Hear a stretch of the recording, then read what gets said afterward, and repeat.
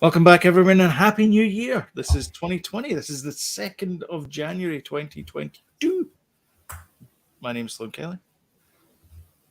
My name's Jody Kelly. Happy This New is it. Year. Happy New Year. Happy New Year to you. Happy New Year to you. Episode 152. 152 episodes. Hello. And they said it couldn't be done. So yeah. How was your Christmas? How was your? As you can see, I have many Mandalorian / Boba I Fett know. things now. Wow. It's I become don't. a bit of a shrine. We get your big clock. I've still got my big clock, and I've got this bit of light. You get your bit of light there. Yeah. You know, who knows what this year will bring? You know, maybe I might get a shelf. All right. You know, one Well, day. are you not moving out to the studio? Are you not getting the studio ready? Is that going to Yeah, be this year? I've had 2 attempts at it. I Uh-huh. think my next attempt will be hardwired to see Right. if I can get out there.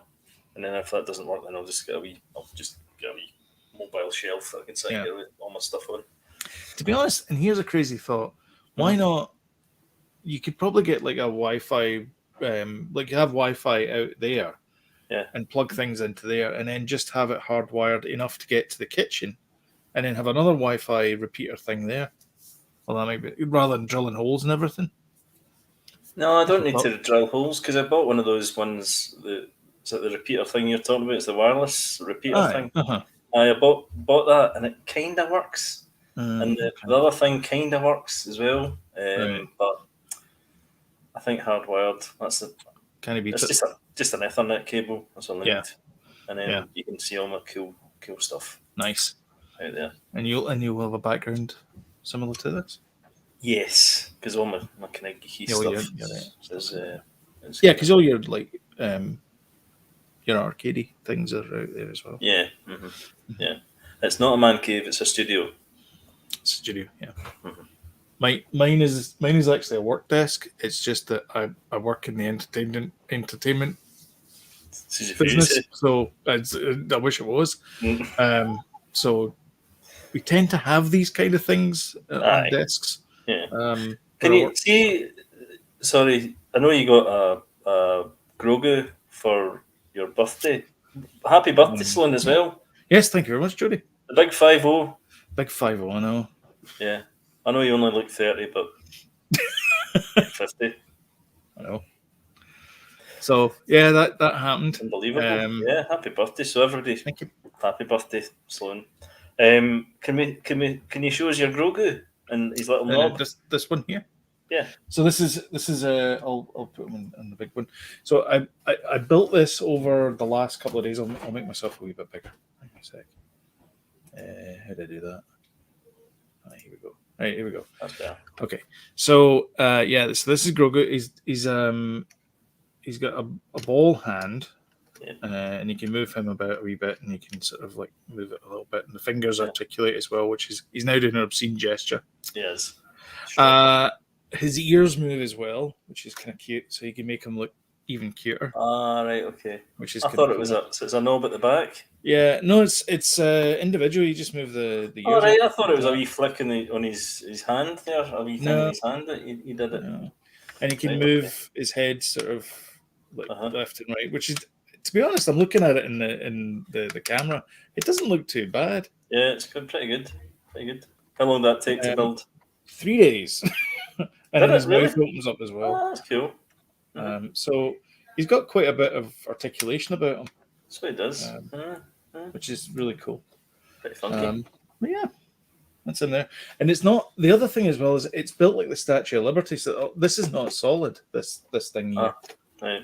This is actually hollow, and there's like a kind of what would the best way to describe it? Scaffolding, I think, would be the best way to describe it in there. Yeah. Is there structural type stuff? Yeah.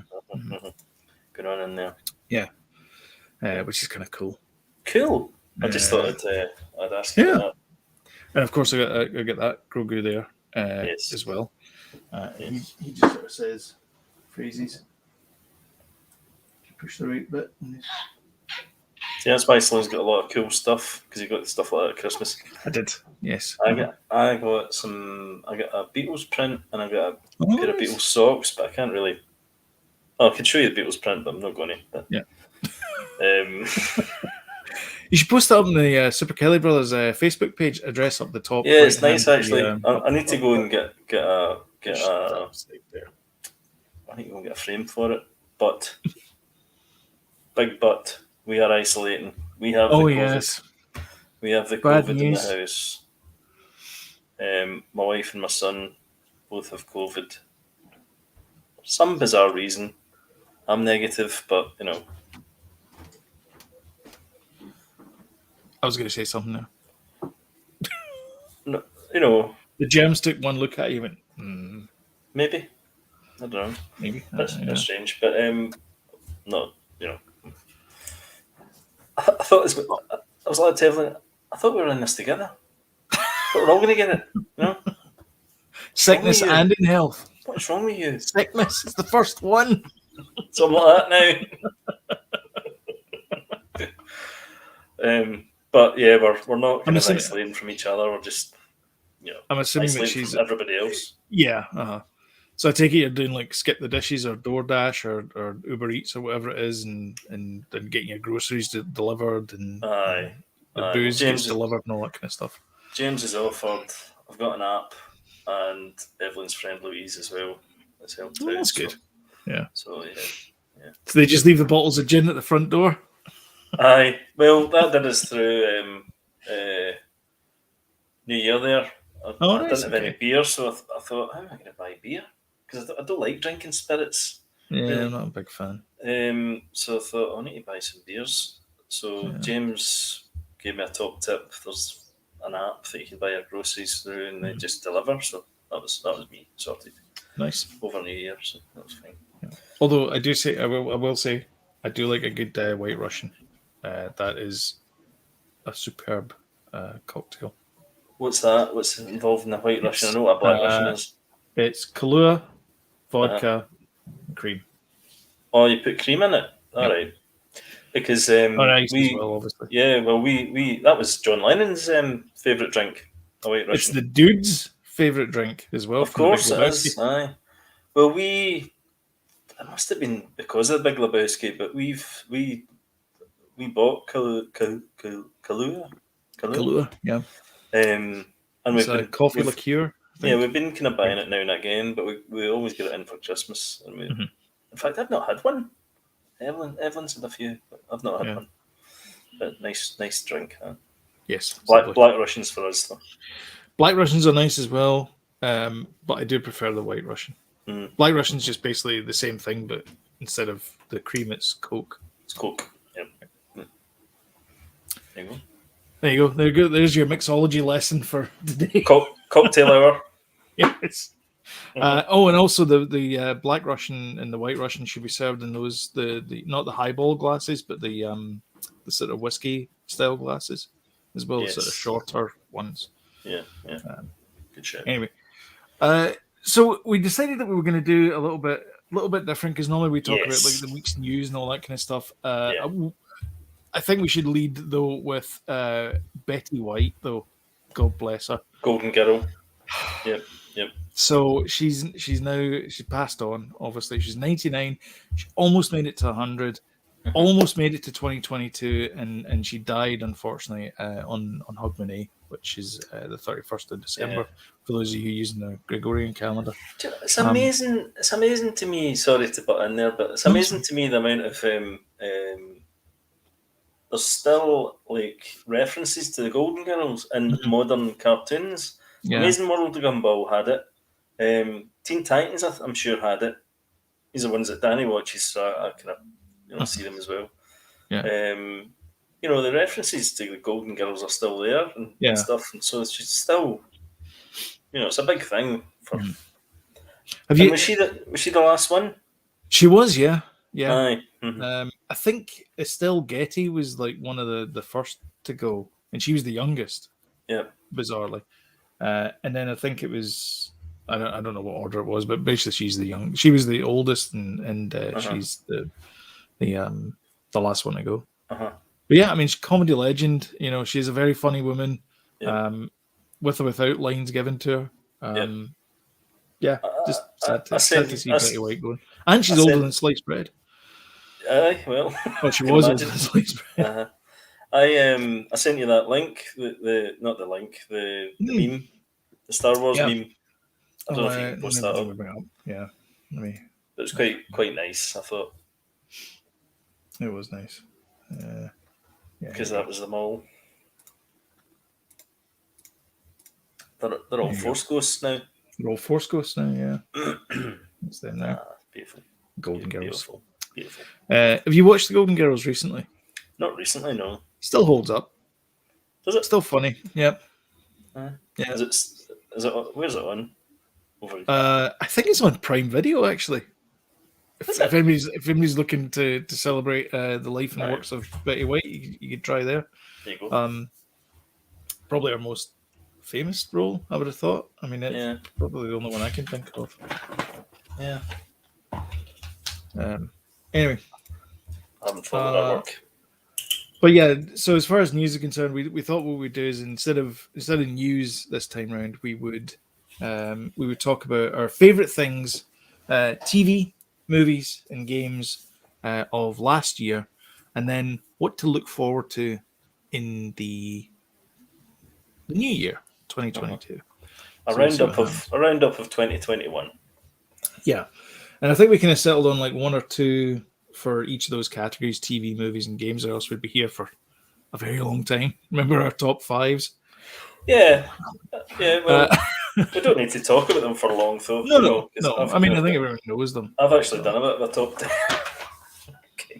Come on, man. Sorry. We agreed no top 10s. I know we did. We wouldn't do one, but I might just mention some honourable mentions. I have honourable mentions as well. But yeah. Would you care to go first? Do you want to talk TV first? Something like this all the time. Yeah, okay. I haven't actually done my TV ones, but because I was hoping you'd maybe go first. But okay. Well, I can go first. Do you want me to go first with the TV ones? Yeah, go for it. So my big TV show this year was Foundation on Apple Plus with friend of the show Jared Harris and Lee Pace as well, who plays Brother Day, and he's fantastic at it. He's just really good. And Terrence Mann as well. I don't know. Did you ever watch a show called Dresden Files? No, I didn't. Okay, he was the ghost in that, and he's really good in this as well. He was good in that, and he's great in this as well. And then there's a whole bunch of other people who I've never seen them before, but they're all fantastic in it. The ward and the mathematician, and Harry's helper as well. They're all really, really good. And then the other sort of minor supporting cast of the Huntress, she was fantastic as well. Mm-hmm. Anyway, really good. Number two, well, not really number two. It's, again, we're not really doing, this is just kind of our favorite TV shows this year. Can't help it, don't get me. I know. Squid Game, which was just, oh my God, so good. Yeah, it was 2021's version of Tiger King for me. It was non-stop. Let's watch this TV. Brilliant.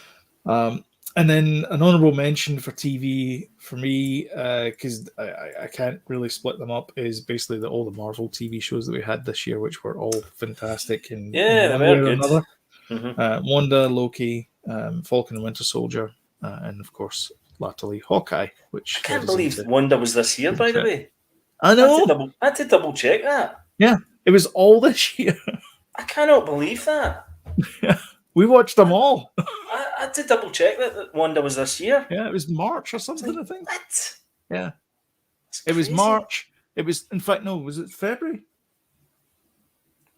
We doubled up Bad Batch and WandaVision for a time. Wow. Or was it WandaVision? Yeah, I think it was. And then we segued into Falcon and Winter Soldier, and then Loki, and then Hawkeye in the end there. Yeah. Yeah. Wanda came out in it doesn't actually say. It just says 2021. Oh, look. Doesn't say. Anyway, yeah. I think it's still got the best review in Rotten Tomatoes out of all the ones so far. Episode 1 and 2 came out January 15th, 2021. 2021. Wow. Yeah, the last episode was March 5th, 2021. I could have sworn that was last year. I know. Bonkers. It's crazy. So we doubled up with Bad Batch for that, did we?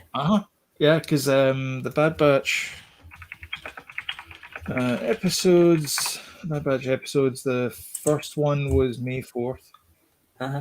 Wow. Yeah. Mad. I know. Crazy. Yeah, because I had that in my list, but I thought I better check that because that doesn't seem right. But yeah. Bonkers. Oh, in fact, no, the Mandalorian was in there as well, wasn't it? Season 2? Season 2. No, yeah. Mando was Christmas. That was last year. Yeah, that was last year. It finished at Christmas. Yeah. Was the last episode. Yeah. I think. Or did that come out at Christmas? Aye. No, I think the last episode was November.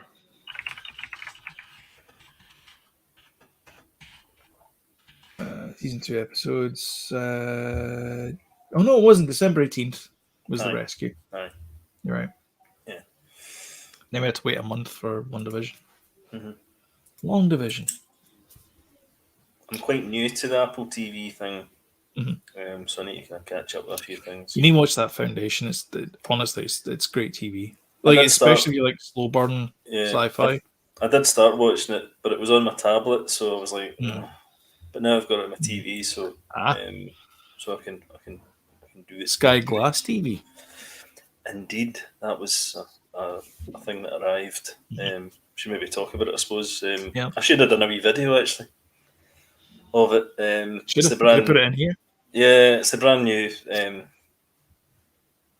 hardware from Sky, and we've spoke about it before, but mine arrived on the 29th of December. Christmas present as well. We needed a telly anyway. So 29th of December, the day that Boba Fett started. Ironically, yes. I know. So it was like,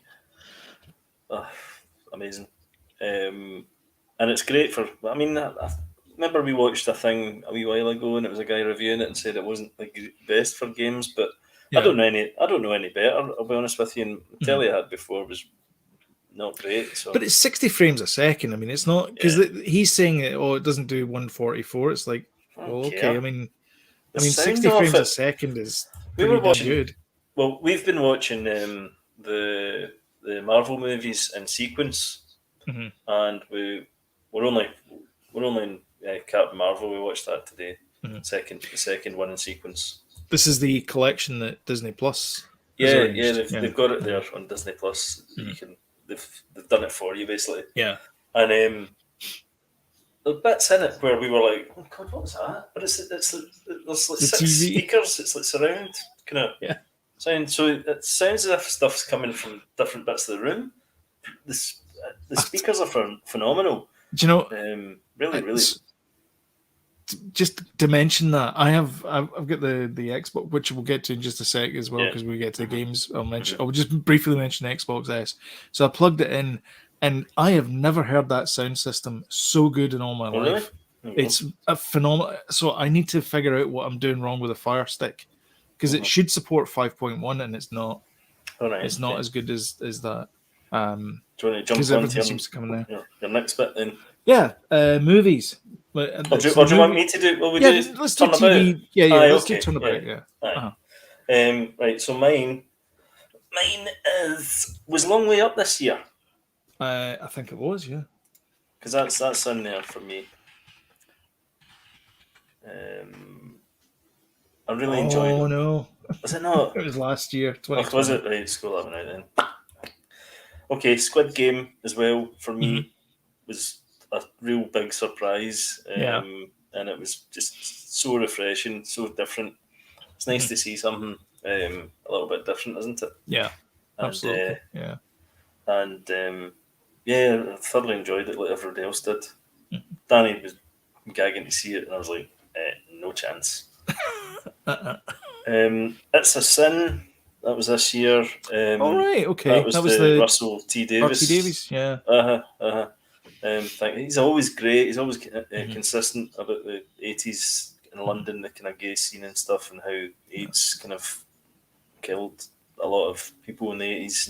And friends and stuff, and it was really well done, brilliant, great, consistently brilliant. As I've said before, one of my favourite things Russell T Davies did was the Years and Years series, which was kind of like a little bit like Black Mirror. It kind of followed a family, and it's just brilliant. And so is It's a Sin. Invincible, the comic book. On animation on Prime. Yeah. Fantastic. Really enjoyed that. Wanda, obviously. Yeah, Wanda as well. I think if you can see the animation style, if you can get past the fact it's a little bit old-fashioned looking. I just didn't see it. Like I knew it existed, but I'm like, I'll get to it, but I never had a chance to get to it because I heard good things from it. Well, it was great, terrific. Wanda was spoke about. I mean, it's my favourite still of the lot kind of thing. The other one's kind of Loki, Falcon, Winter Soldier. I kind of fallen in love with those. They can kind of Hawkeye was good, but not my favourite. Not my favourite. Right. What If was good, actually surprisingly good. Yeah, that was good. That was good. Actually, enjoyed that. Yeah. Mayor of Easttown with what do you call her? Titanic. Oh yeah. Yes. Yeah, she played a character called Mayor. Kate Winslet. Kate Winslet. Set in Pennsylvania? Not 100% sure, but that was dynamite. Brilliant show. Absolutely brilliant. As was The White Lotus. Absolutely fantastic as well. Actually, as was what was the Nicole Kidman thing called? Nine Strangers or something. Oh yeah, Nine Strangers, yeah. Nine Perfect Strangers or something like that. That was brilliant as well, actually. Midnight Mass on Netflix was fantastic. Hawkeye was great. Bad Batch was great. Yeah, Bad Batch. It's been a great year. Yeah, it has been. Year. And I'm bound to miss stuff there that we watched on BBC and stuff like that. But I might have missed something really. Can't think of what it was, but yeah, great year for TV. Yeah. So movies for me, I didn't get out much. So my favorite movie this year was Spiderman: No Way Home, which is pretty much the only movie I saw this year in the cinema. No, it doesn't need to be cinema movies. No, I know. I really liked it. If we were to be, I'll give an honorable mention to Don't Look Up, which was on Netflix. I really like that. Me too. I really like Adam McKay's stuff. Yeah, me too. So like all his The Big Short and Vice and Anchorman and all the kind of goofy things, as well as all the kind of serious semi quasi documentary reenactment type stuff. Did he do Moneyball as well, or was that just from the producers of? Don't know. Okay. Don't know. No doubt. Not sure if he did. Oh no, it's not. Bennett Miller, written by Alan Sorkin. Yeah. This is more of a movies that I didn't like. I watched Being the Ricardos, which is you mentioned Nicole Kidman and Javier Bardem. It was the lives of the Ricardos as told by a man being driven away in a train. It was like, what is going on here? What year was that? 57, 56?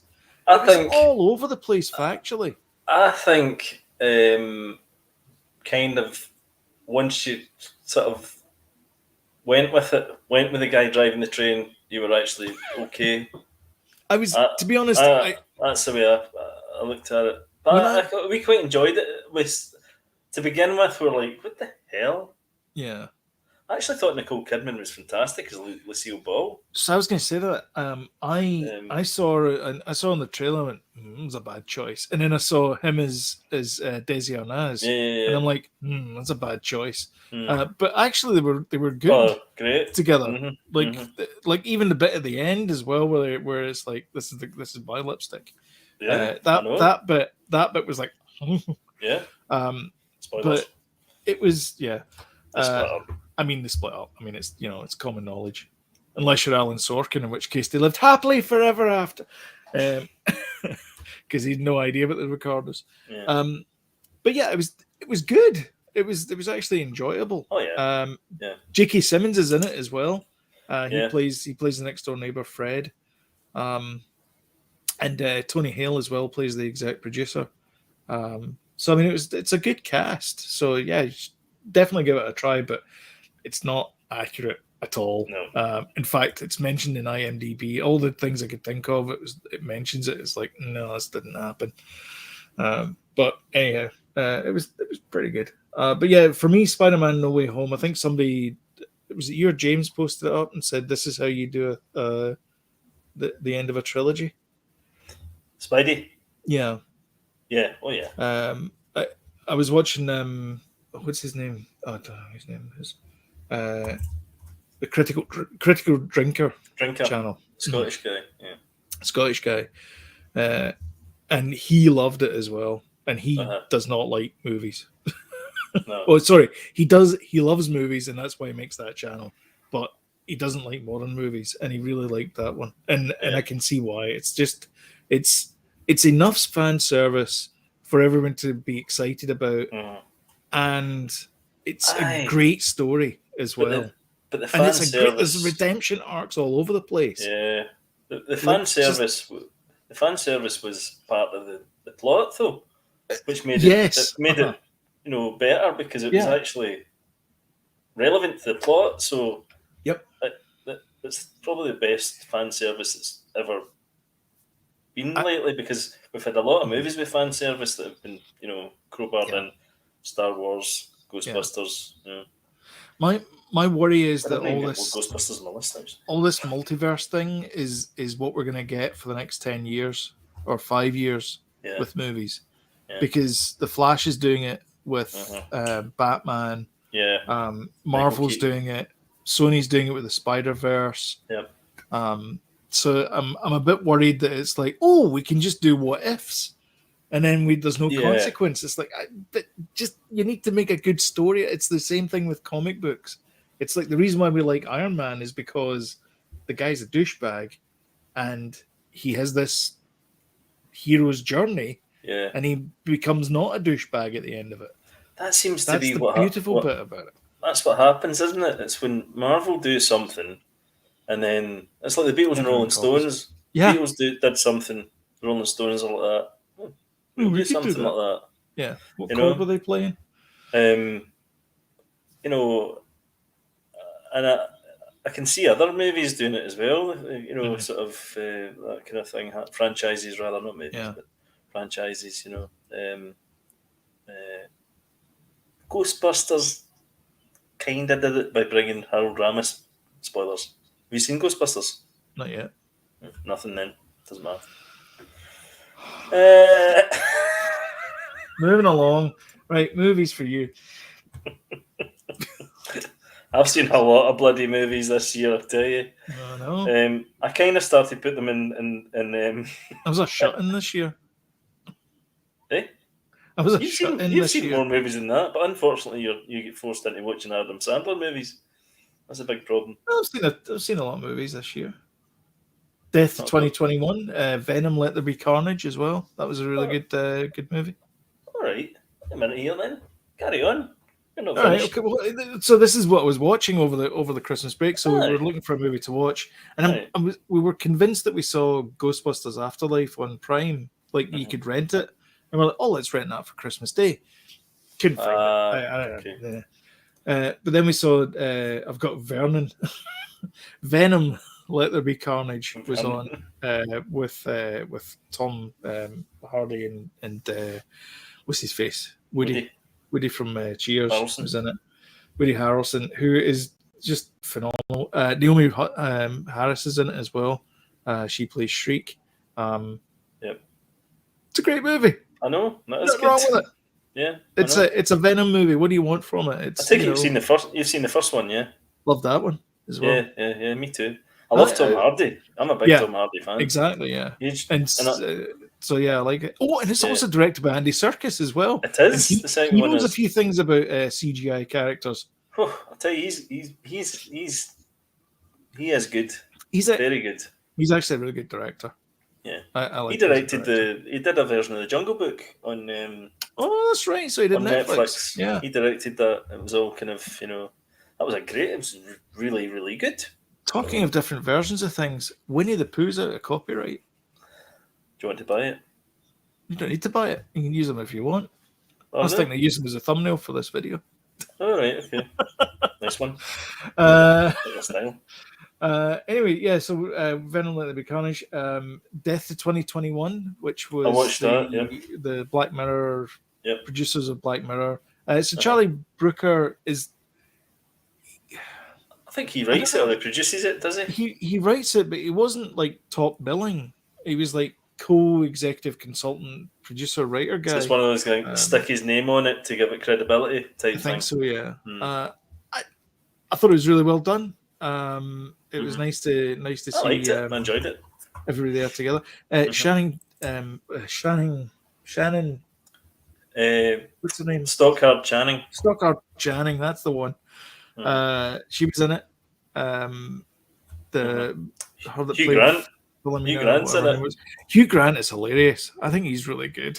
Hugh Grant. I mean, I always liked Hugh Grant, but it just seems to have really come into his own again. I know, and he's doing really different, weird things now. Character actor stuff. Yeah, maybe just that stuttering, bumbling, slightly upper class. Really, I just feel as if he's really come into his own at the moment. Yeah. Just now, a kind of resurgence of the Grant Meister. Yeah. And the guy from Stranger Things is in it as well. Oh, and Christina Milian, or not Christina Milian, Malini. What the hell's her name? She was in Wolf of Wall Street. She played Jordan's first wife, and she was in USS Callister as well. Oh, Tracy Ullman's in it as well. Tracy Ullman's in it, yeah. She plays the sort of psychotic Fox News woman. Newswoman, news anchor. Yeah, all really good. They did a good job. I love the scientist guy. He's called like Pyrex Flask or something. Oh yeah. The guy's playing the keyboard and he's going like, "Do we need this music?" Yeah. No, that's good. I liked it. Adds tension to the scene. Really liked it. Yeah, brilliant. Now there's going to be. Are you any more? No, none.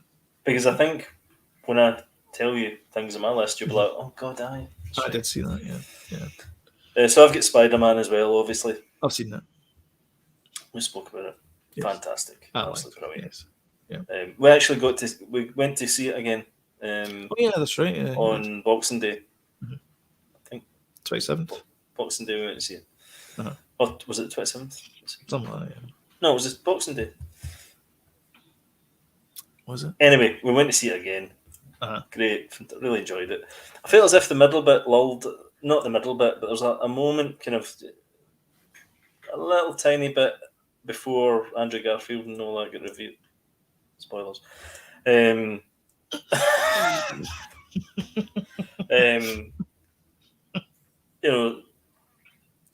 loved all the kind of Aunt May stuff. The fact that she was the kind of Uncle Ben of of those films, and like you said, Sloan, that's not the end. It feels like a beginning of. No, it honestly felt like the origin trilogy. It felt like the entire trilogy was the origin story of this Spider-Man. Yeah. Because he ends up in the apartment at the sorry, spoilers. He ends up in the apartment at the end.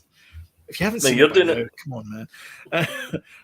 He ends up at the apartment at the end, and he has to sell pictures to J. Jonah Jameson of Spider-Man to make money. It's like, what is that? That's Spider-Man. I know, brilliant. And Yeah, so it was good we got to see it because the first time we went to see it was spoiled. And Jay came to see it with us as well. Oh, nice.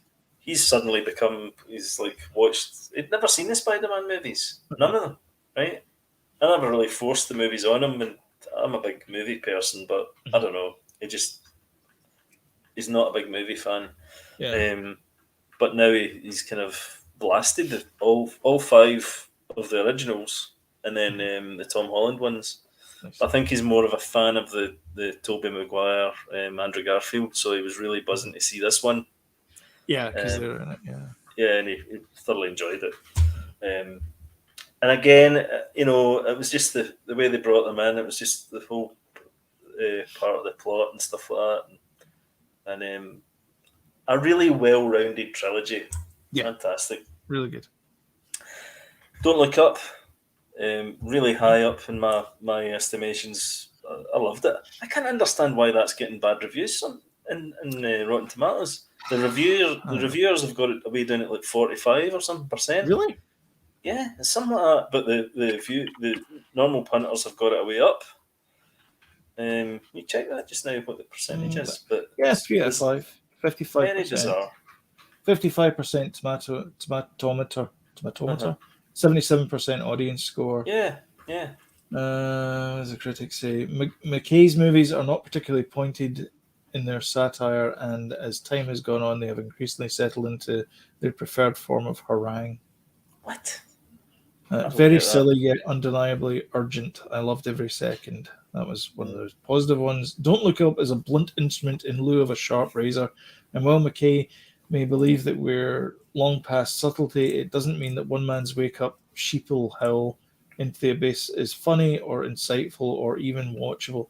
So do you think that if there was a comet, I know it's about climate change, but if you think that there's a comet hurtling towards the Earth with all these precious minerals in it, do you not think that Jeff Bezos would be like, I think we should give this a try?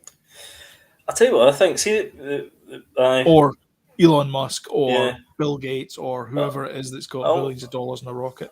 Yeah, I also think that it says a lot that these people don't like it because it's about them.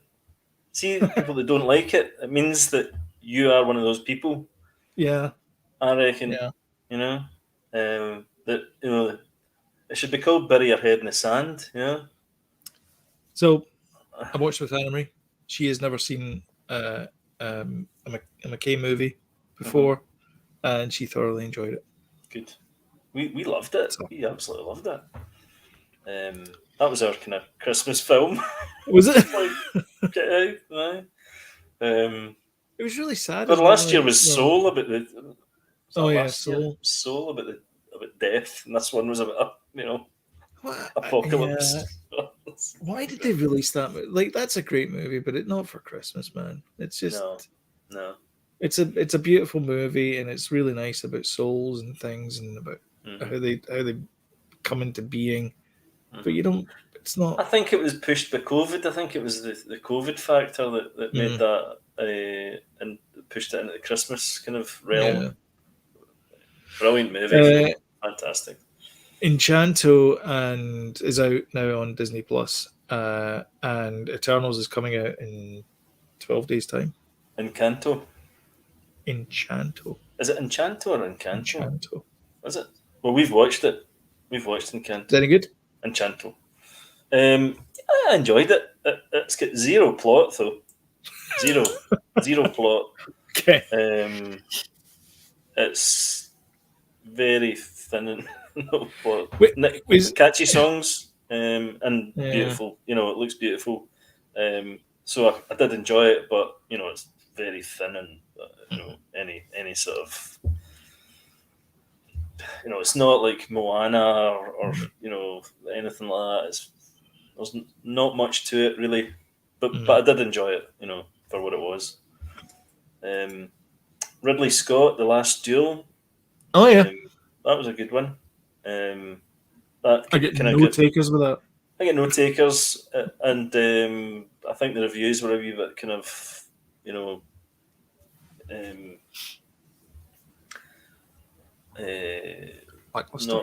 not very balanced on it as well.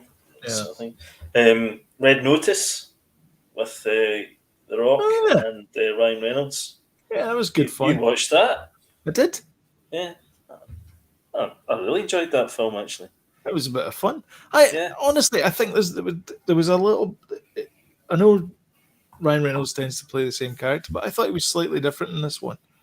And it was kind of nice. I didn't.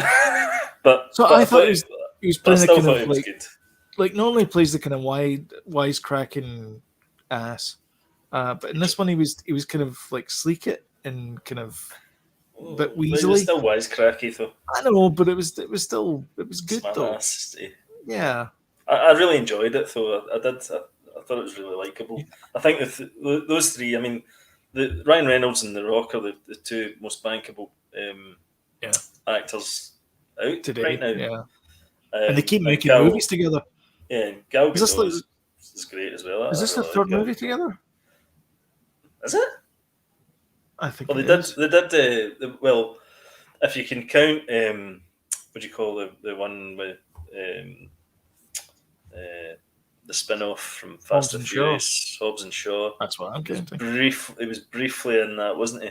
He's in it quite a bit. The post-credit scene. He was like all right, post-credit. He's in the main body of it, and he's also in the post-credit scene. Aye. What's the other one he's in? Together? I don't know. I think they're in. Let me look it up. You do your rundown. I'm pretty sure they work together. So I enjoyed that. Last Night in Soho. His name escapes me right now, which it shouldn't, and I don't know why it is. The director of Shaun of the Dead.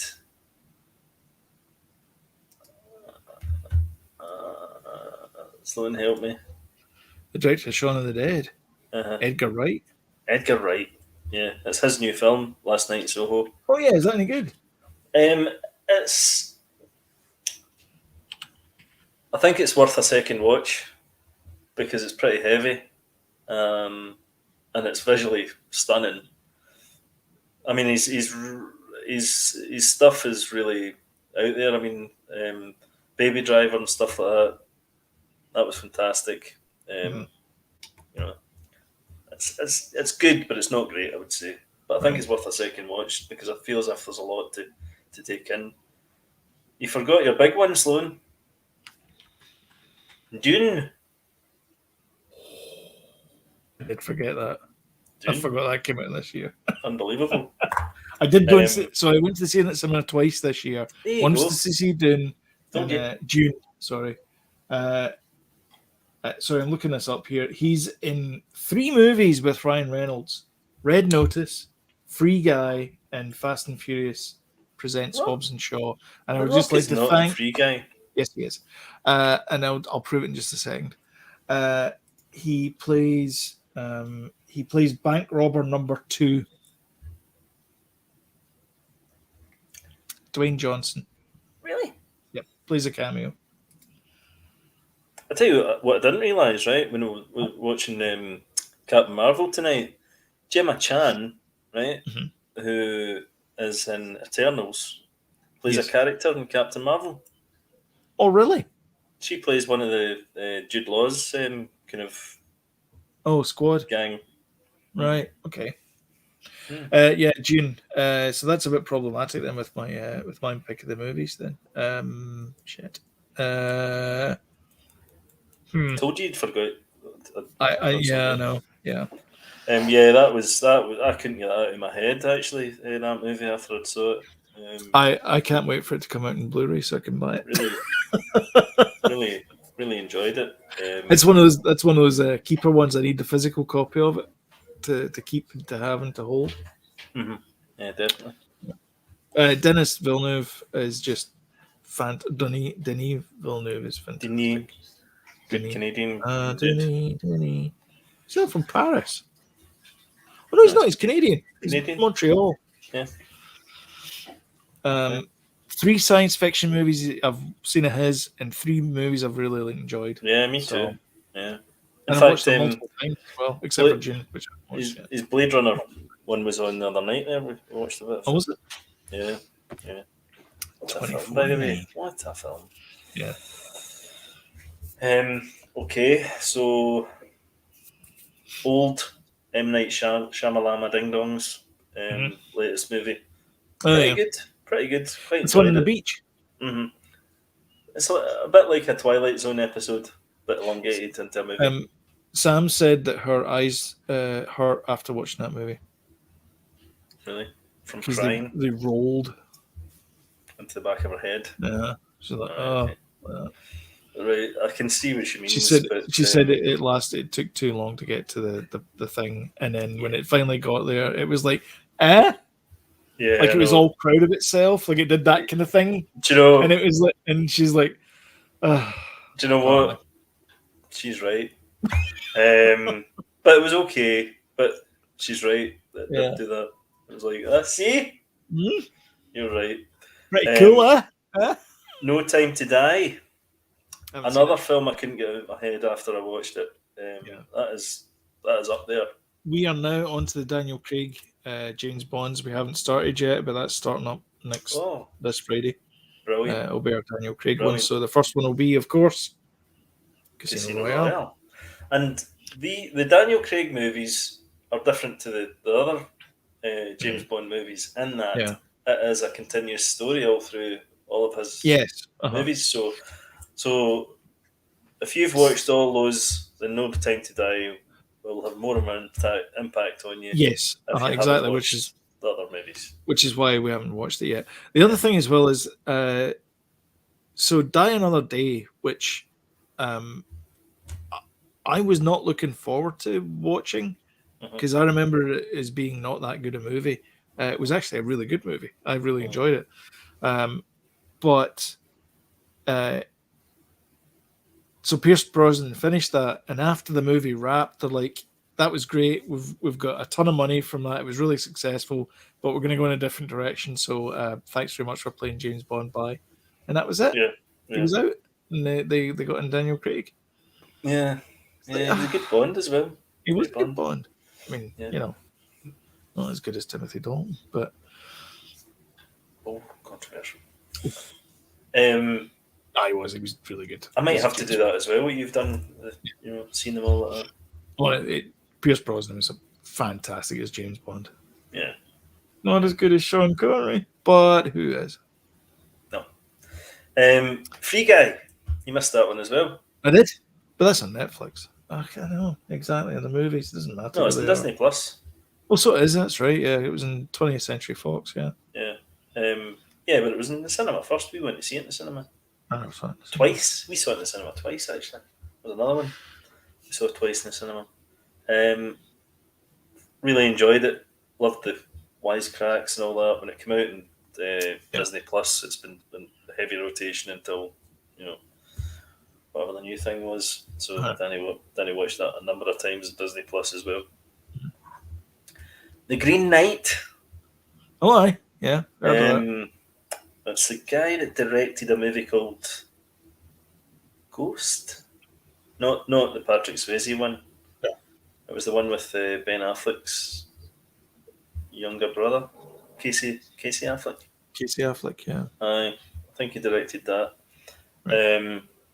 It's. Do you know what it's like? It's like John Boorman. If John Boorman, is it? That type of so Excalibur type stuff, mysterious, but not as kind of overblown 80s, but that kind of mystery, medieval. Does he come over? Does he appear in a farm and there's all these people that look quite young, helping out with the game and stuff? No, nothing like that. That might be Zardoz. Yeah. Which isn't actually that bad a movie. Well, I can't get past the costume that Sean Connery wears. Lack of costume. It looks as if he'd been attacked by a bloody magic marker or something. Anyway. Ponytail. Yeah. Aye. Encounter. With Riz Ahmed.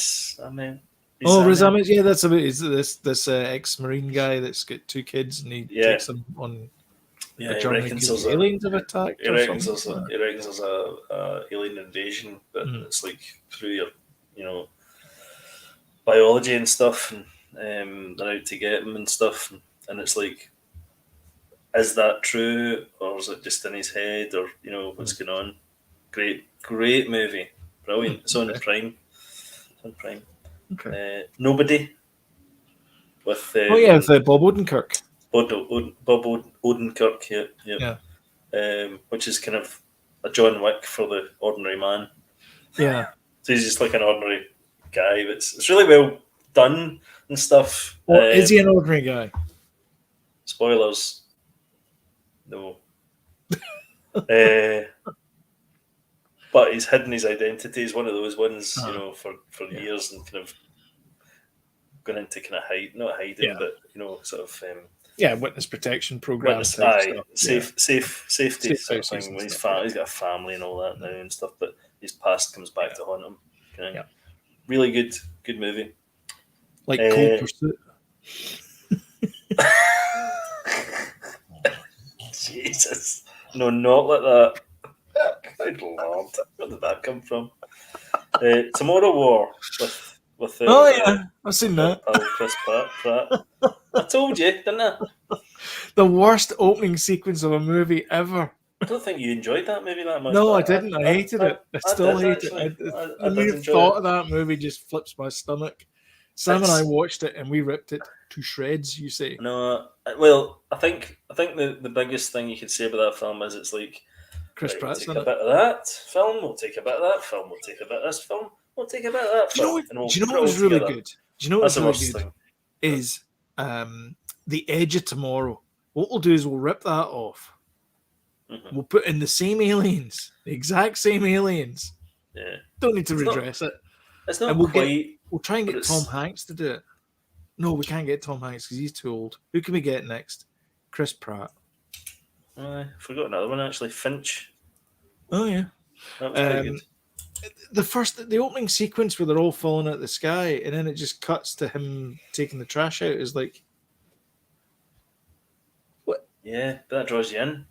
No, it doesn't. Anyway,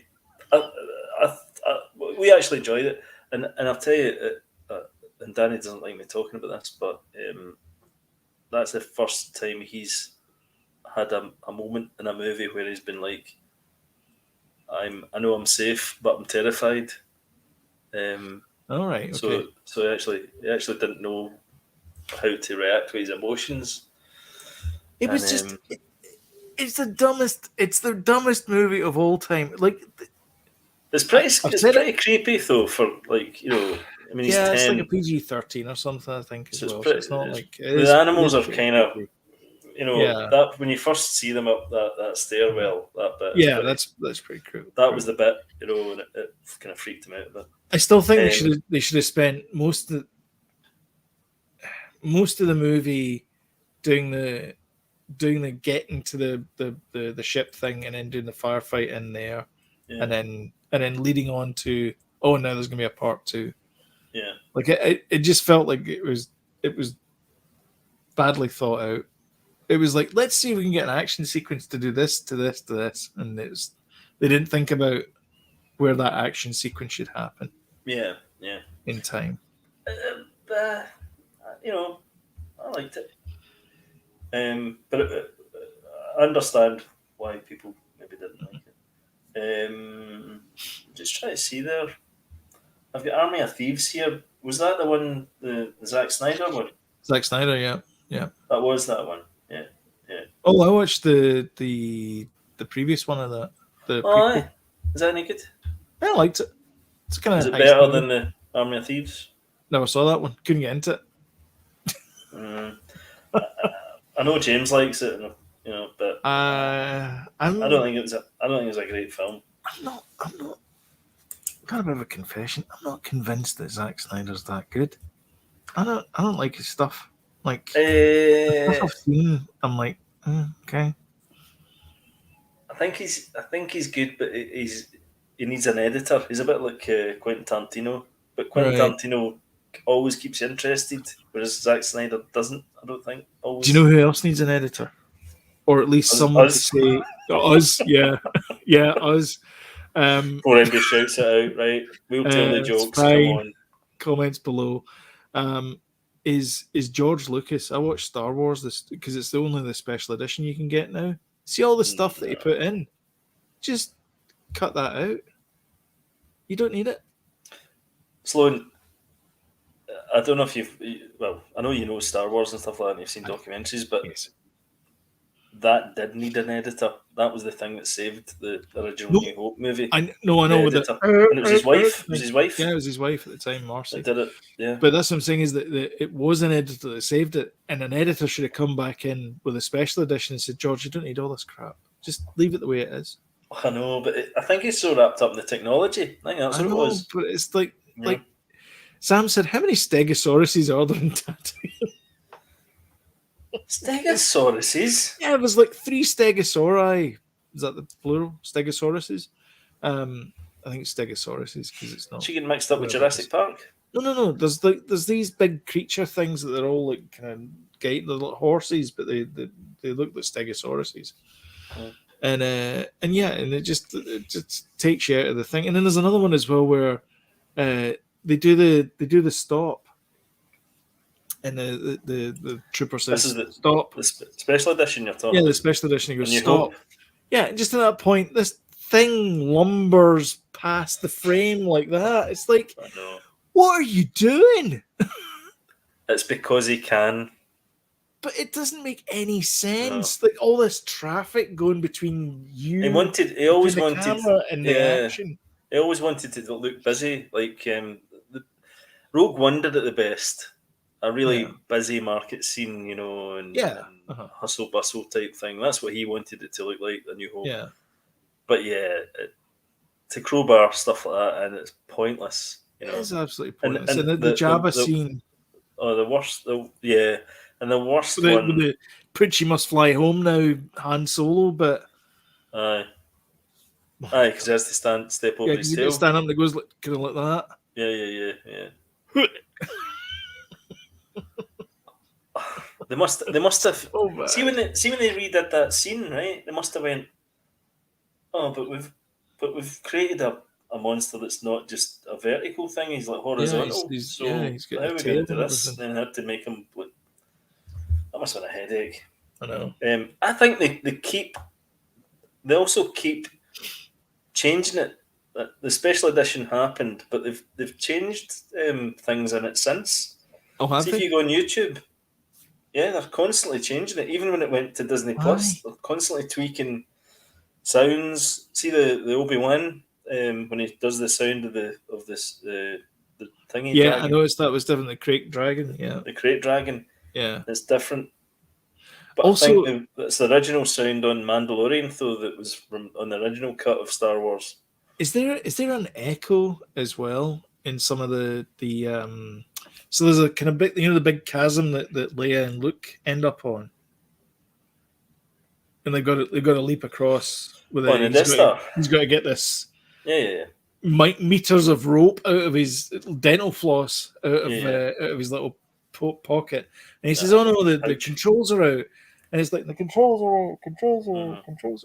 There's this like digital echo on there as well, and it just sounds like. Well, they're constantly changing it.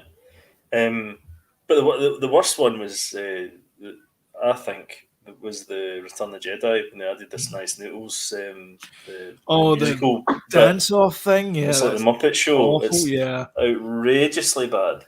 It just looks like the Muppet Show. As well, that's the other thing as well. The bit where Han Solo and Jabba the Hutt have their thing. Boba Fett's in it now as well. Yeah. I don't remember him being in the special edition. He's just kind of standing there. Yeah, chatting up some ladies, some Twilights. Yeah. Anyway. They barely changed anything in Empire. Anyway, I don't know why we got to that, but Shang-Chi, did you see that? I did. I quite enjoyed it. It was okay. Yeah, I quite enjoyed it. Eternals. Didn't see it. I'll watch it in January though. Yeah, because I'm interested to see what you say. Very different stuff, and it's not just different; it's off kilter with just I don't know. Something didn't land with me at all. Yeah, Suicide Squad. Better than the original. Have you seen it? Better than the original. Still not that good, though. Still not great. No. No. Did you see it? I did, yeah. I mean, I like Margot Robbie's character. Like, she does a great Harley Quinn. Yeah. I think they should focus more on the one. You know, see the original one. Why didn't they just focus on Joker? That this year as well. Oh, was that out this year? No, I think it was out last year, but I saw it this year. But yeah, sorry, you were saying you focus on one thing. Yeah, they should have focused on the Joker and Harley Quinn, but they didn't. They kind of jumped around on all the characters and stuff. But this one was better. Definitely was better. Yeah, it's got the James Gunn sense of craziness though. Yeah, about it. I don't know. Like the cast were great in it. I mean, Sly Stallone was the shark guy, and Idris Elba and John Cena. And good humor and stuff. Guy I've seen before. Pete Davidson was in it as well, briefly. Like that attack scene on the beach was hilarious. Yeah, that was really good. Oh, Nathan Fillion's in it as well. But yeah, really quite good. Not great, I would say. The rest of the movie was okay, but that bit was okay.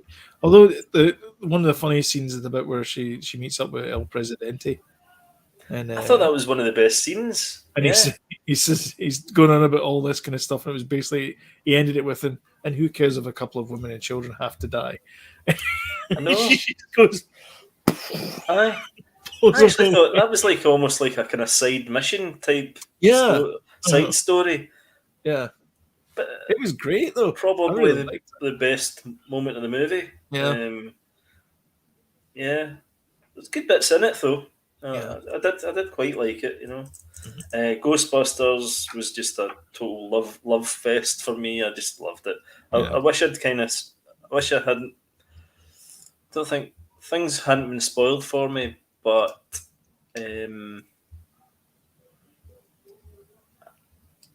I did kind of know what was going to happen, and stuff, and I'd kind of seen stuff online,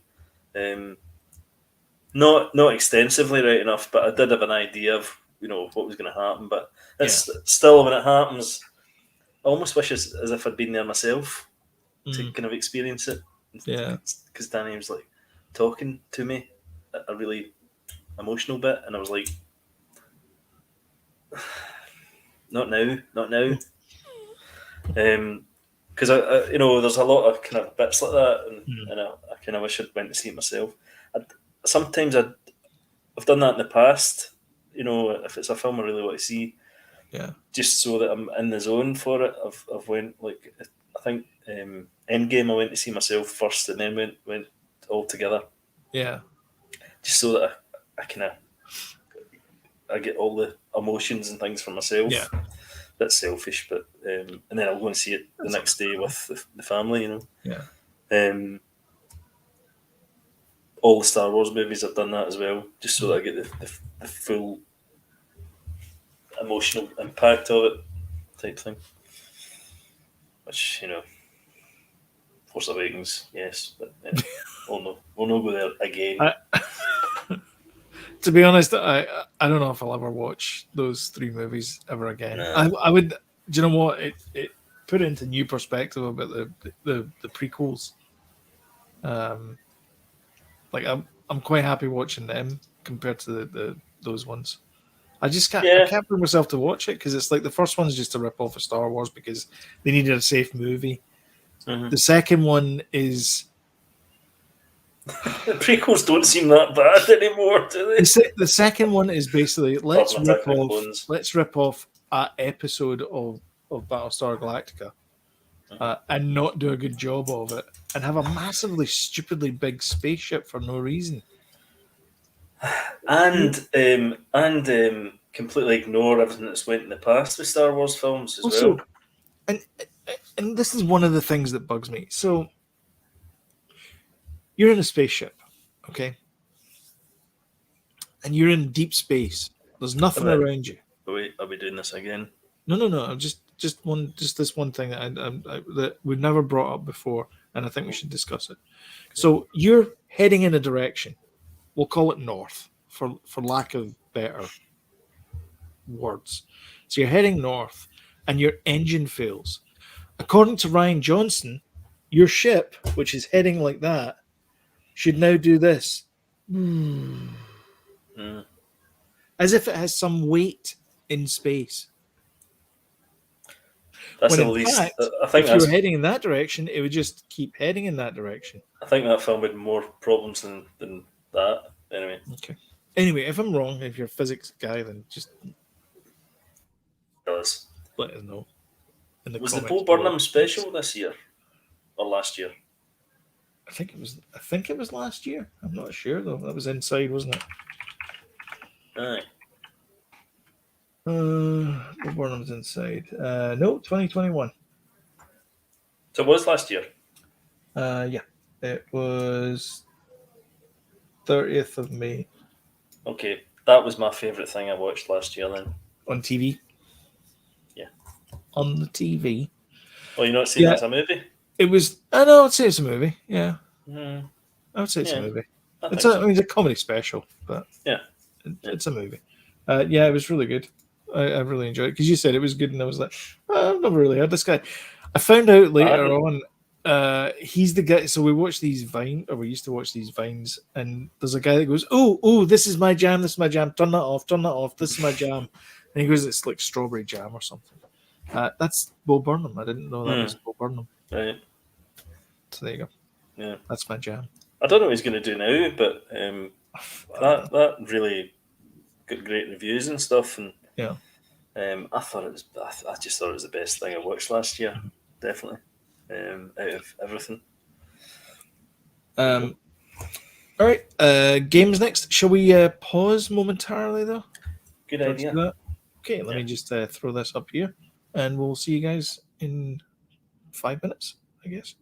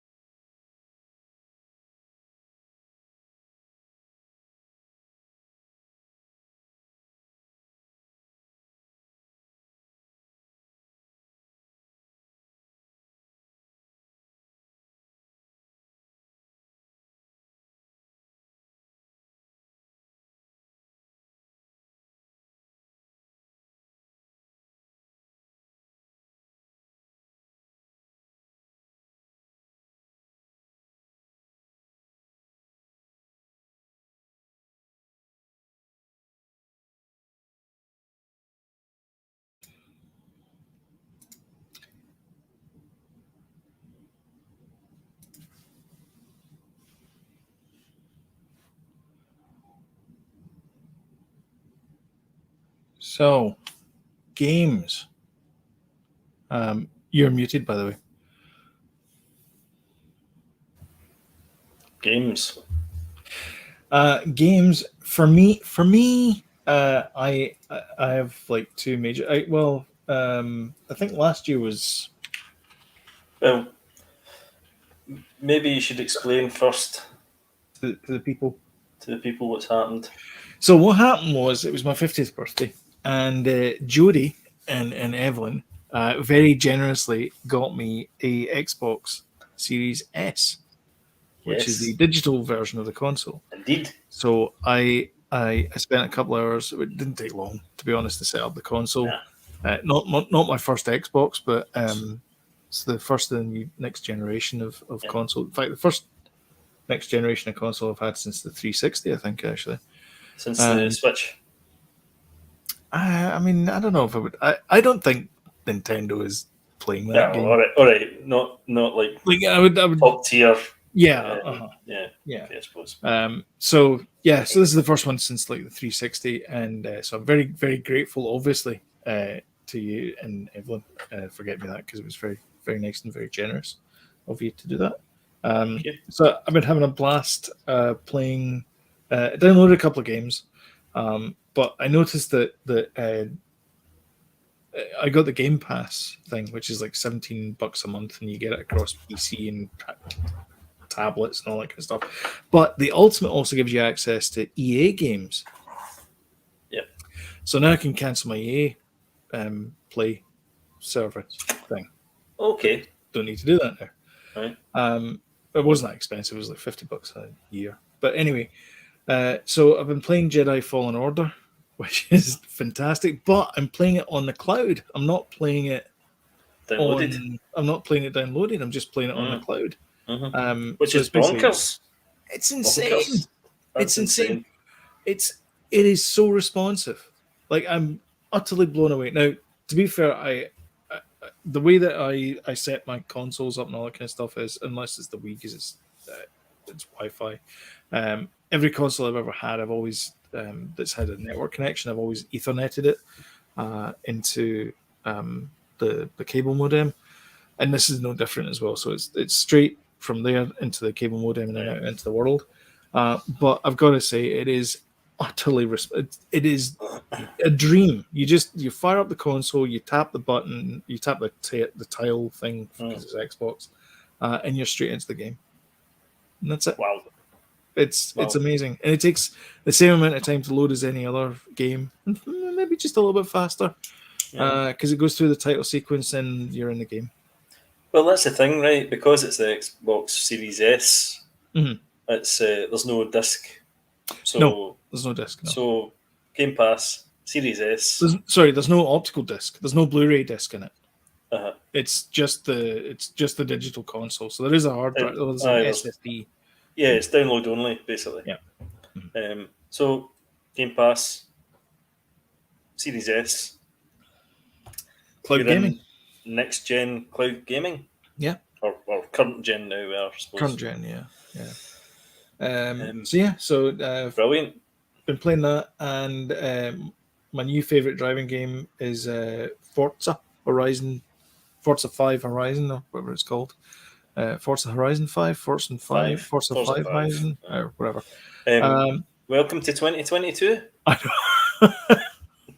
It feels like I've been away from gaming like this for a while. I know. I have to say that I don't care what anyone says in the world. You will never, ever convince me that the Microsoft controller is anything other than the best controller in the world. It is just the finest controller ever. Like, you put it in your hand and it just fits, and it just everything feels nice. Yeah, and I've never had that same feel with the DualShock. It's never felt as good to me. I think the new one's good. Oh, is it? PS5 one is the white one that comes with the console. Yeah. Although maybe. I think it might get dirty with tomato soup stains quite a bit. Cheeto dust. Although a black one. But having said that, though, the DualShock that came with the PlayStation 4, that felt more substantial. Yeah. So yeah, it probably does. No, it definitely is. Yeah. But I get what you're saying. I know what you're saying. Feels well, they didn't really change. Not heavy. Yeah, they didn't really change that. That wasn't a big change at all. It's got grippy things on it. So there's like a texture on the grips. So it feels like you're not going to drop it. There's a couple of new buttons as well. I noticed there's like a share button, and then the start select buttons are slightly different. But other than that, Forza Horizon, which is essentially Burnout Paradise without the braking of fantastic. cars. I love that game. I played that game to 90%, I think. It's just such a good game, and I'm going to do the same thing with this as well, because it's exactly the same thing. It's like, go here, go get a race, do this challenge. But it's total freedom as well. Just drive anywhere you want. I was in. I've got a Corvette Stingray. My God, that's a nice interior. I think I can race you on it. Oh, can you? Oh, because of the PC. We could probably add each other as friends. Probably, I could probably race you. Oh, that's a good idea. Could maybe try that at some point. Say something and racking up the gamer points. Yeah. I had an old account on my Microsoft account, and I had like 75 gamer points. I think I've got like 500 now. So, just since the 31st. Just since the 31st, which is like 3 days ago. So yeah. So for me, the two best games, and then I'm counting Jedi Fallen Order here with a technicality. Jedi Fallen Order, as everyone will be screaming in the comments right now, did not come out in 2021. It came out in 2020, but it came out on Xbox in 2021. So, as far as I'm concerned, as a Xbox owner, that's a 2021 game. So I'm going to include that. And Forza obviously came out. We'll lay you off. It's your birthday. We'll lay you off. Exactly. Yeah. But yeah, it's fantastic. I love it. I mean, I'm more an Xbox. In fact, the only PlayStation I've ever owned is a PlayStation 1. Everything else has been Xbox after that. So yeah, I never owned the Xbox One. I gave that a miss. But yeah, I just thought to myself. I mean, I don't want to say this too loud, but I'll probably get one as well. But because I feel as if it's a no-brainer, the Xbox. I feel as if PlayStation exclusives, yes, right? So we're always going to be a PlayStation family, right? Yeah. But I feel as if the Xbox is a really, really, really good option with the Game Pass. I just think it's a no-brainer. I was scrolling through it. So there's hundreds of titles in there. There's old Xbox games, but it's new the brand ones. But it's the brand new things are straight on that Game Pass. Halo Infinite is out there. Crazy. Like Forza as well, which is a brand new game. All these games are all out there, and some old ones. So, yeah, totally amazed, but blown away by it. And the best thing is, I don't have to download half of them, which is even better. I just play it on the cloud. It's still, by the way, it's still in beta. This thing. Is it? Yeah, it's not even out. It's not even out yet. It's still beta. Okay. So I don't know if they're going to start charging for it or whatever it is, but it's the Game Pass Ultimate I've got. So it's like across. I think it's across multiple platforms, and you get the EA thing as well. So all right, I don't know if we do. Well, we must do. We get the Ultimate Pass as well. It's like £12 here. Yeah, it's like $16.99. Yeah. Aye, so it's the same thing. Yeah, we've got as well. We got a PS5. Yeah. And we have been playing many games on it. We've actually we managed to get, like, because it's the same account, obviously a PlayStation account, so we've kind of crossed all the things that were on the PS4. We've put some of them back onto the PS5, and Miles Morales, when you put the disc in, it upgrades it to PS5 version for nothing. So you get all so we did that the other day there, and you get all the haptic trigger effects through the thing, which you never had in the PS4 version at all. That's awesome. Yeah, really good. Downloaded a game called Kena, Bridge of Spirits, which I thought was going to be a bit kind of Zelda-ish, but it's a bit really nice to look at and stuff, but it's a bit gameplay. It's quite good kind of thing, but it's not a Zelda really. It's a bit more. It's not linear, but you're kind of trapped in a bit of forest that you can't kind of. There's no big wide world that you can just go anywhere you want. Right. Kind of thing. It's one of those kind of old-fashioned type games, but okay, it does look good. You're stuck on the island until you learn how to jump. Aye, that type of thing. Yeah. But it's still good. It's a nice game. What else? I'm just trying to think of things that we've.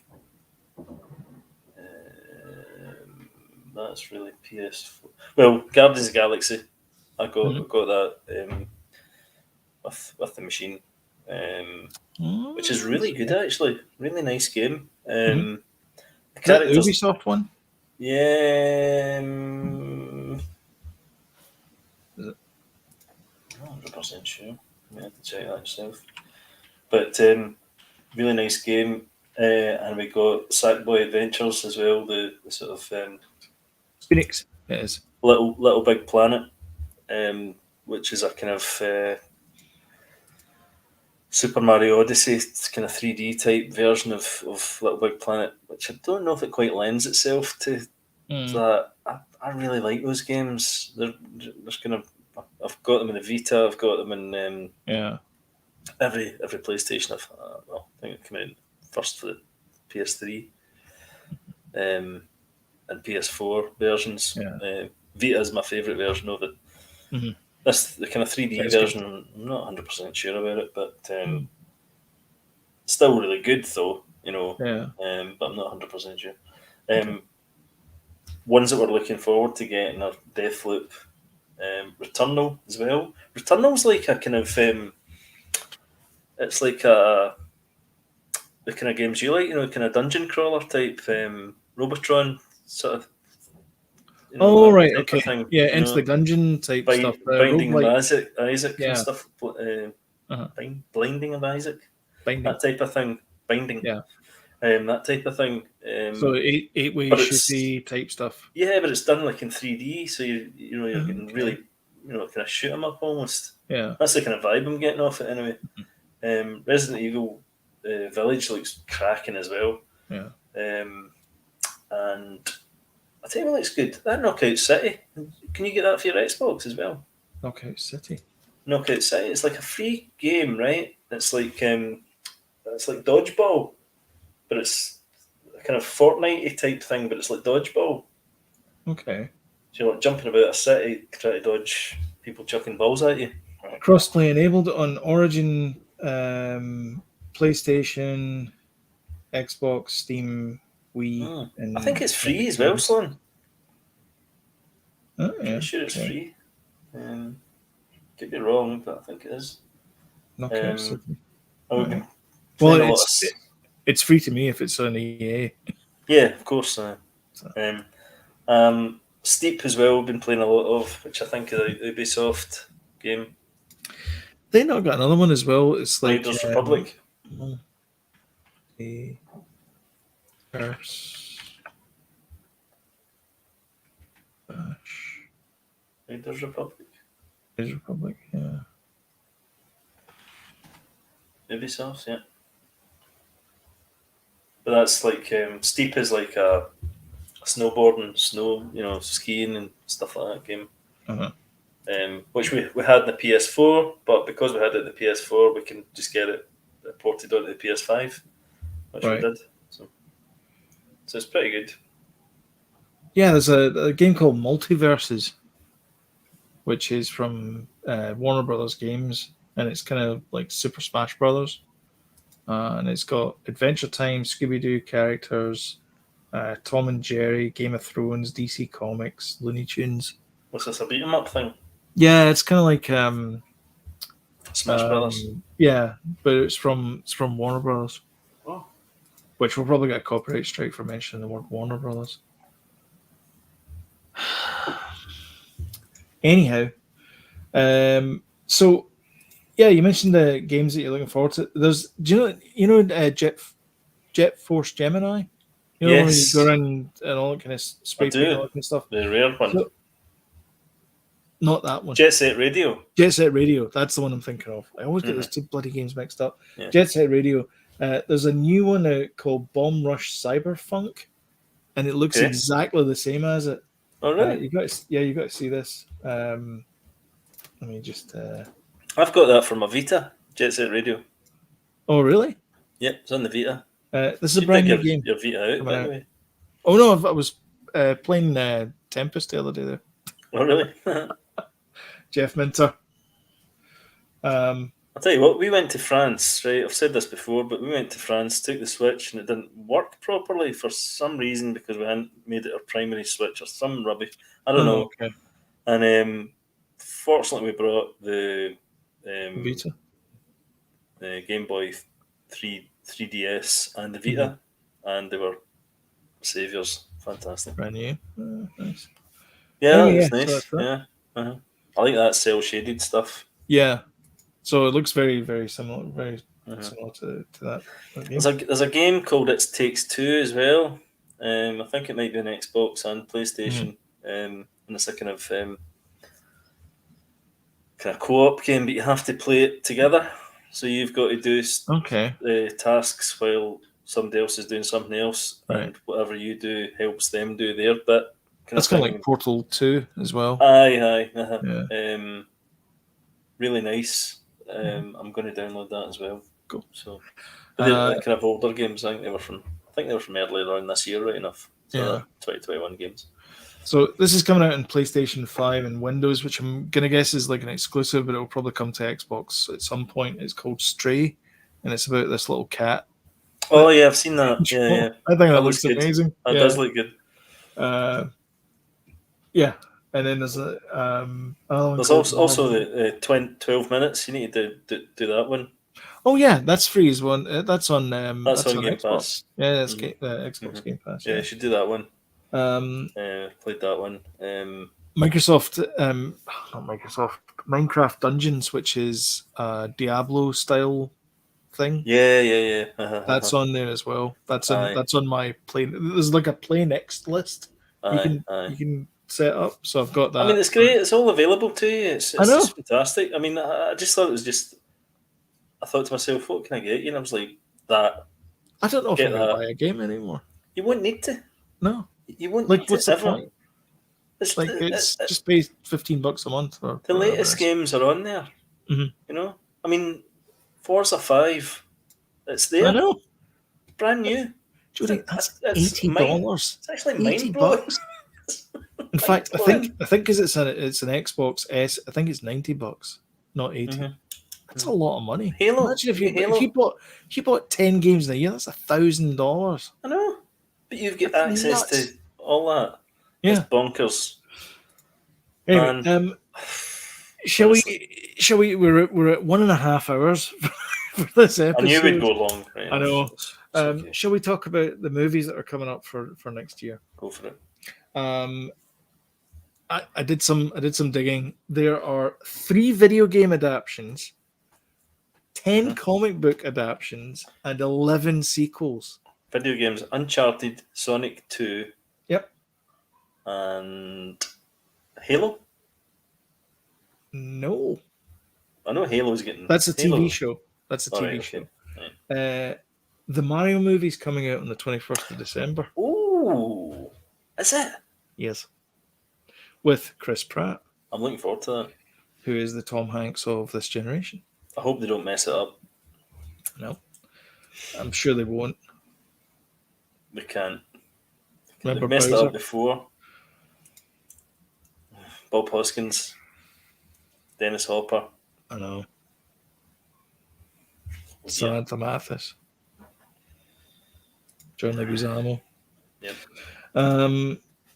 So January, Morbius is coming out January 28th. That looks good. That's going to come out. Yep. There's a kind of Spider-Verse because this is their Spider-Verse thing. Uh-huh. So they're still doing the MCU Spider-Man, which is their tie-in with Disney, but they're also doing the characters associated with Spider-Man. And so that's why they've got Venom, and that's why they got Morbius, and they've got someone else, and I'm not sure who it is. Oh, that's who it is. It's Vulture.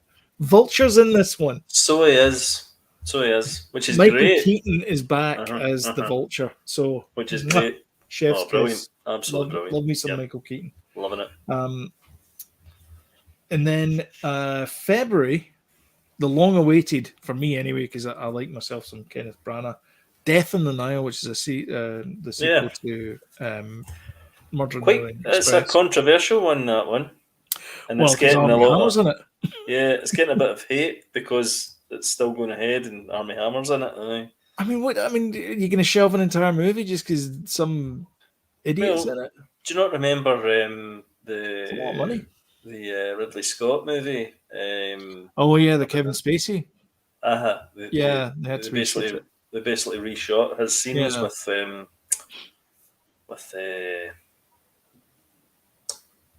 another actor. J.K. Simmons? It wasn't. No, it was. God, I can't remember. Anyway, shout it as. Yeah, comment below. That did happen. So true, it could bomb that one because of the the internet and stuff. And, I'll be watching it. I liked the first one. I thought the first one was good. First one's great, and I thought he was great as Hercule Poirot. His new movie, his movie Belfast, Kenneth Branagh's movie Belfast, meant to be terrific as well. With Jamie Dornan. I've not seen it. Yeah, I've not seen it, but it's meant to be terrific. He's doing some really good stuff just now, Jamie Dornan. Yeah. He started off in that 50 Shades of Grey rubbish. No. No. He started off in The Fall. And then he did 50 Shades of Grey. Did he? Yeah. Really? He played Spectre in the Fall. Oh, right, okay. I thought The Fall was after 50 Shades. Right, no, okay. He took a dip. Okay, The Fall was fantastic. He was great in it. Yeah, Fall's amazing. Right, and I thought he'd never work again after 50 Shades, but he's doing some really good stuff just now. Yeah. Yeah, that was a stellar cast. See what I did there. Uncharted is also out in February as well. Tom Holland, Mark Wahlberg. Yep. He's out there 18th of February. March brings us The Batman. Looks good. With Robert Pattinson. I'm quite excited by this, actually. Yeah. I'm thinking this looks really good. It's not, to be honest, this year's shaping up as long as we have it, and have it. God willing, we do get movies this year. Although we got a few movies last in 2021. I thought 2021 was a really solid year. Yeah. April 8th, Sonic the Hedgehog. So we get seeing Jim Carrey tune up the scenery there. Yep, definitely. May is a big one this is where we start coming into the sort of like blockbuster. We get Doctor Strange. The DC League of Super Pets is out with Dwayne Johnson and Kevin Hart. Yep. Top Gun Maverick as well is out. Wow. That's been like 3 years ago or something that was announced. It's finally the first trailer. Yeah. Feels like it anyway. And then we've got our summer blockbuster period. So June, we've got Jurassic World Domination. Oh, man. Jurassic World Domination. And Lightyear, that's going to be in June. And that's then good too. July, 2 superhero movies. Thor, Love and Thunder. And the 29th, at the end of July, is Black Adam. Also with Dwayne Johnson. Man, that guy must never... sleep. Must never go home or, how does he do it? I don't know. September. You ready for this? I'll be watching it because I can't get me enough of Tom Cruise as Ethan. Mission Impossible 7. Wow. We're going to start watching all of those movies. You could probably skip one. We're going to skip 1 and 2. 2 is quite good, actually. One was a bit confusing. One was one was really good scenes and stuff, but one was a bit all over the place. October,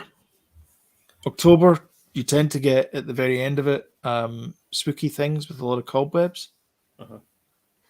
Guess what's happening? Spiderman Across the Spider-Verse Part 1. Oh yeah, it's the sequel split into two movies. Yeah, 2 movies. Yeah, brilliant. Fantastic. November is also pretty heavy with superhero movies. So at the start of the month, we've got The Flash with Looking Michael forward to that. Keaton Yes. reprising his role as a certain winged crusader. Cape Crusader, even. Not winged. Yep. And then towards the end of the month is Black Panther Wakanda Forever. That'll be interesting. That will be interesting. Yeah. Given the fact that we sadly lost Chadwick. Yeah, man. So, oh, God. I tear up every time I think about that. Do you know, Anyway. there's an interview he gives, and the interviewer asks him something like, so, will you be in the sequel? And he says, no. Or in fact, it's something that you'll enjoy it, or something. He goes, maybe you will, but I won't. And it's something like that. It's like, oh, really? Wow. Yeah, it's like I'm butchering it obviously because that's what I tend to do. Did you see the five Bloods? It was one of his last movies, and he was like the spoilers, but it's not really a spoiler. But he was the one that didn't make it back from Vietnam, right? And they sort of found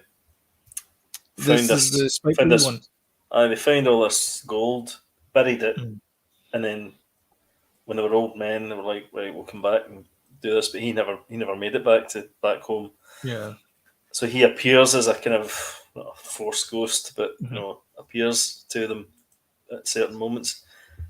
And once he'd passed, kind of thing, it was just dead poignant. It was just I really liked that film. It was really good. I think go back and watch it actually. Yeah, it's a good film. It's quite action heavy actually. It's quite good. That's it. Yeah. Surprisingly. Okay, and in December, end of the year, we round it off with Aquaman and the Lost Kingdom. Oh, exciting. So, I liked Aquaman up until the big CGI battle at the end, and then I lost interest. I'm like, I've seen this before. And so I would much prefer if this was like a Tomb Raider type. It's not going to be, but... Yeah, I liked Aquaman the first time I watched it. The second time, it was okay. Talking of CGI, finally, after 11 decades in the making, Avatar 2 is going to be finally released on December 16th. Wow. Wow. You looking forward to it? I'm not. Not really, no. I feel as if it's one of those ones you don't need, but I might go and see it and go, yay. But I mean, the first one I really enjoyed, but I enjoyed it because it was more of a kind of spectacle, more than anything. Story-wise, it was Dances with Wolves. It was a man called Horse. It was the story was stolen. Yeah. I know. So, I mean, I remember. Didn't break any new ground, really, apart from visually. Yeah, but even I don't know. Even then, it was like okay. Well, if you went to see it 3D, yeah. I went to see it in a crowded theater, and David said it was the best movie he's ever seen ever, and I'm like, come on, man, Citizen Kane, Maltese Falcon. Hey, listen, Kane Mutiny. Paddington 2 has taken over Citizen Kane now. 2, exactly. Paddington 2 is arguably better than Avatar. No, officially online. I'm saying officially. A bigger, better result, better reviews. Do you know what's a better movie than Avatar? Elf. That's good. To be fair. And then finally, at the end of the year, the aforementioned Untitled as yet Mario movie. Aye. It better be Mario into the Mushroom Kingdom. That'll be good. I'm looking forward to the Mario movie. I'm just hoping it's not a train wreck like the last one. It's been. Is it fully animated or is it? I don't know. Sonic obviously didn't go down the route of being fully animated. Yeah. Imagine they mess up like the first trailer And they've got Mario like looking like some sort of realistic, skinny person or something. Like Sonic did, and everybody's like that, the pure big backlash kind of thing. Yeah, because this was the Bob Hoskins, John Leguizamo one, and they had the reason why they could jump so high is because they had those power boots things on. Yeah, just stick to the material. Although I suppose there wasn't much material to go back then, really, compared to now. Yeah. So, what are you looking forward to the most? Have you typed them out so I can remember what they were? I have, yeah. Would you like to see the list? Yes. Okay. Yes, please, dear.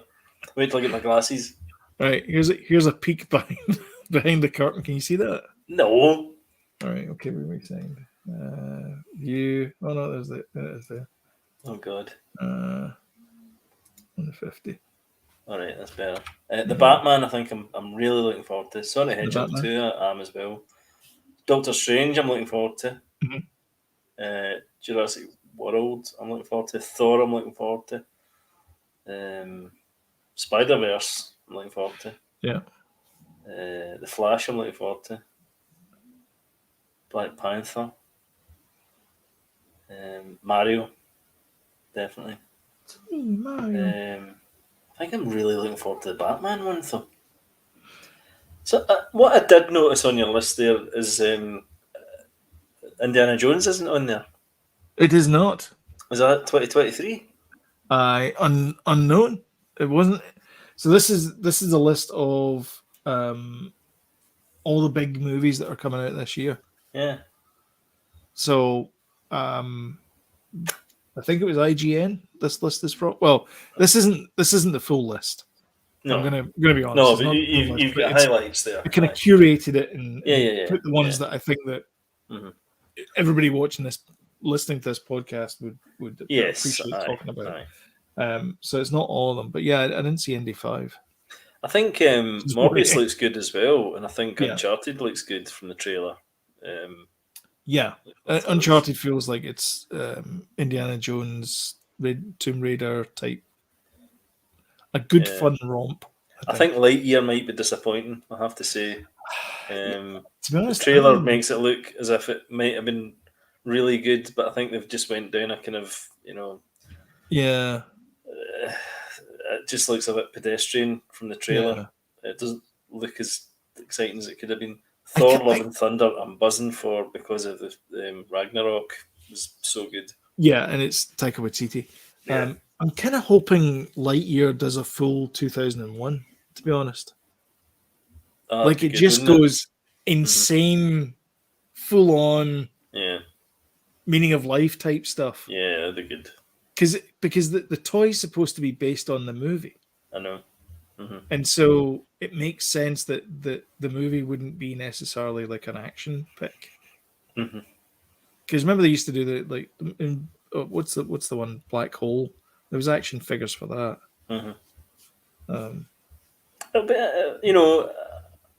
Be interested. I think it's a great idea. Be interested to see how they do it or what they do with it. I'm looking forward to those two. Spider-Man and Doctor Strange. Spider-Verse and Doctor Strange for me was one of the better, one of the best ones that came out. Yeah, the Marvel movies. Movies. It's really funny. We watched it, I don't know, last year sometime, and we didn't realize how many times they mentioned multiverse in it. It's a lot. It's almost like every second word. Yeah. It's like, how do we miss this? Anyway, I think we've exhausted. We've gone very, very long. I knew we would. Longer than we normally do. Yeah. But if you got this far and you wouldn't mind hitting the old like button, I know. Congratulations. We're going to get you something to do. Hit the old like button and share, and comment below as well because it really does help the channel out. And if you did get this far, and God bless you for trying. Then consider subscribing and hitting that notification bell, and you'll get timely reminders when we put new content up. We have a new video out, obviously, that comes out roughly on Sundays. And we have one coming out on Thursday, which is our For Fett's Sake, which is our reaction video. Episode 2. Boba Fett, yeah, episode 2. I saw a trailer during the football game here. It was the Buffalo Bills beat the Falcons. Sorry if you're a Falcons fan. That's your year over. But someone has to win, someone has to lose. But it looks really good. They've got remember that assassin guy? They've got him chained up and he's getting dragged behind Fennec in one of the clips. Really? Yeah. Right. Is it online, the trailer? Probably, yeah. Oh, man. I'm buzzing for it. Check it out. We'll obviously, if you go to our Facebook page, which is fb.me/superkellybros, we post up an event up there. But if you subscribe to this channel, you'll also get notifications when we put that video up. And it's also live as well, so join in the conversation and chat along with us. Do it. As we watch it. But thank you so much for watching. Happy New Year, everyone. Happy New Year. And we'll see you next time. Bye-bye.